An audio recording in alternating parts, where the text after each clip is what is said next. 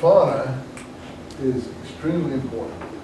It's what the mystic was seeking in his search for union with the divine. Extinction. What does extinction mean? Extinction of the self as a separate person being, like I told you.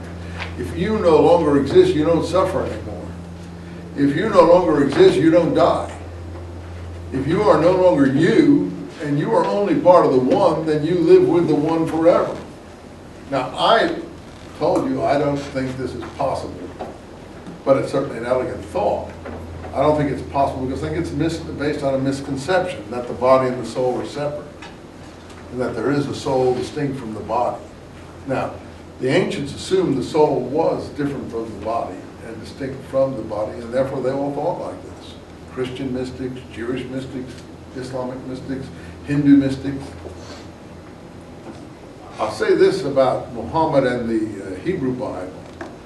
They're more interested in morality as righteousness goes. They're not so interested in the body-soul split. In fact, in the Hebrew Bible, I don't think you see any indication of a body-soul at all. It's more how you behave in this world toward your fellow neighbor and your fellow man in a righteous, honorable way is what they were after. Not what you're going to enjoy in the afterlife as a result of your whatever you do in this life. Anyway, this is about Al-Hallaj, one of the first Islamic mystics in Baghdad, and his concept of fauna, non-existence, or extinction.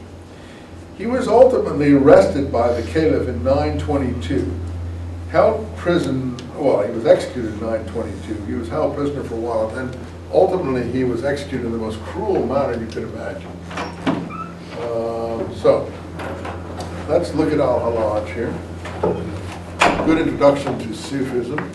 Now we're out of adab into more mystic poetry. This is a narrative, of course, but it's got poetry in it.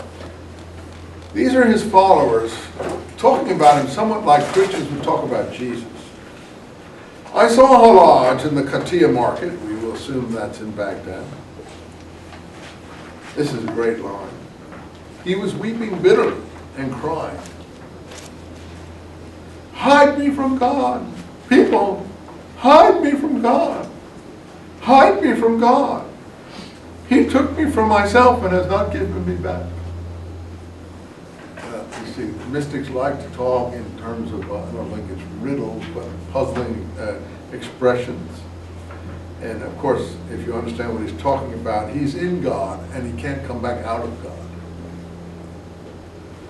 Therefore, I cannot perform the service, the prayer and everything that goes with the prayer, or even the Hajj, pilgrimage, because, which I should do in his presence, for my fear of his leaving me alone again. I am already in him. I don't want to be alone out of him. I don't want to be separate from him. Therefore, I can't do the Islamic rituals. Well, how would this go down with the average Muslim? Not too good. He will leave me deserted and abandoned, and woe for the man who knows himself outcast after having been in the divine presence. People were weeping to hear him. Not people like it, but like I know there are mosques here in California. They don't even consider Sufism part of Islam. I know the head of the mosque in some, I think, further south from here.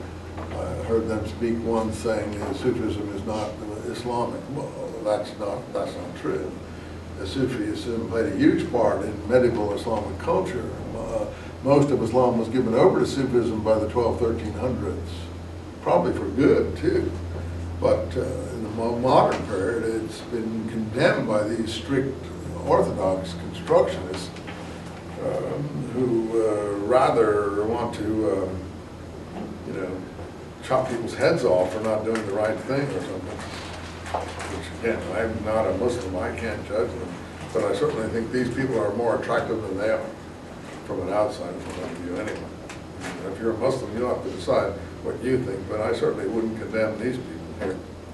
One of the things too, I think, which is lacking in these strict constructions, they don't have a sense of humor. They don't find anything funny. To me, halaj is funny, entertaining, charming. Charm doesn't exist in that world. What, he's charming, so leave him alone? No, you don't leave alone someone who's charming, you kill them. I think charm and humor and lightheartedness are the marks of civilization and sophistication. And that's what I think has been lost from the medieval period to the modern period with this extremism. That's my own personal belief, but I'm not a Muslim and a Muslim officer, but I say these things to encourage Muslims to go back to when their culture was really impressive, really high, at least to an outsider. I can't speak for inside people.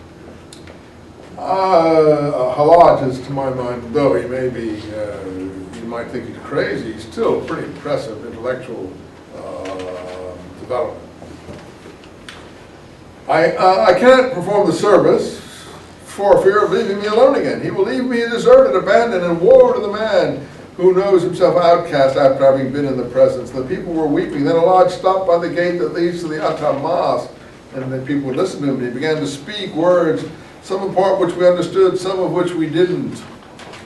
Surely, he said in the clear part, if he create creatures of his, it must be pure goodwill towards it. And if then he blazes upon it sometimes and hides its faith as behind a veil, it's still always that the creature may go onward. If the light never came, men would deny the very existence of God.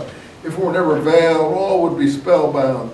That is why we will neither state nor last forever. We will let neither state last forever. For me in this moment there is no veil between him and God, not as much as a wink between me and him.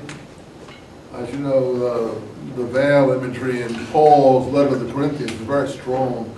He's condemning Moses for putting a veil over his head when he went into the presence of God, or rather when he came out, so that according to the Old Testament, Moses' face was emblazoned with God's light and he would have burned the people up. Of course, it's all good storytelling to some extent, but impressive. And nonetheless, Paul said, no, the reason Moses put a veil over his face was so that the people wouldn't know that the light of the law had gone out. This is polemical arguing on theological points. First letter of the Corinthians. I think that Halaj is talking about similar things with this veil and light that Paul is either criticizing and the mystics were interested in. Some of the poem that he recites here, notice he mentions Moses here on Sinai, so he does understand